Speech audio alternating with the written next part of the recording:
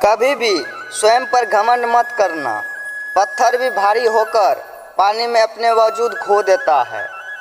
जो व्यक्ति अपने अहंकार से भारी हो जाता है, जिसमें अभिमान भर जाता है, वह उस पत्थर की भांति होता है जो भारी होने के बावजूद भी नदी की धारा में डूबकर अपना अस्तित्व खो देता है।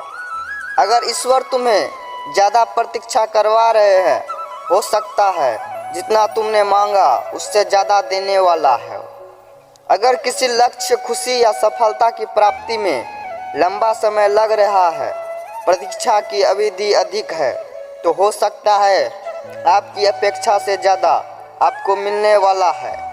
अपने कर्म पर अडिग रहिए और विश्वास रखिए उस ईश्वर पर जो आपके कर्म की परीक्षा ले रहा है। मैं विधाता होकर भी विधि के विधान को नहीं टाल सका। मेरी चाह राधा थी और चाहती मुझे मीरा थी, पर मैं हो रुक्मणी का गया। जो विधाता के लेख में होता है उसी का फल हमें मिलता है। विधि के विधान को स्वयं ईश्वर भी नहीं टाल सकते।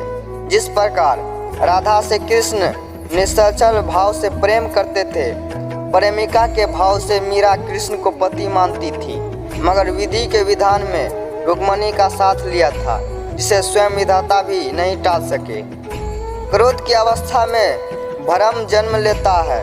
भ्रम बुद्धि को नष्ट कर देती है। बुद्धि के नष्ट होते ही व्यक्ति का पतन हो जाता है। क्रोध व्यक्ति का सबसे बड़ा शत्रु है।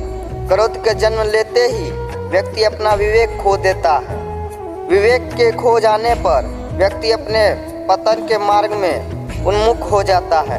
क्रोध की अवस्था से सदैव बचना चाहिए। जीवन ना तो भविष्य में है और ना ही अतीत में। जीवन तो बस इस पल में है, केवल इस पल में। जो लोग जीवन को भूत और अतीत के भरोसे छोड़ देते हैं, उन्हें श्री कृष्ण सावधान करते हैं। जीवन का अर्थ ना तो भूत है ना भविष्य। जीवन केवल और केवल वर्तमान है। इसीलिए वर्तमान में अपने जीवन को आनंद पूर्वक जिए।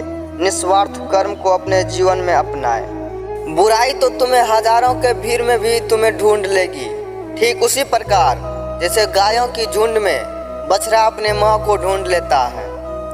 परंतु जो बंसी वाले को दिल से मानता है, वह बुराई में भी अच्छाई को ढूंढ लेता है।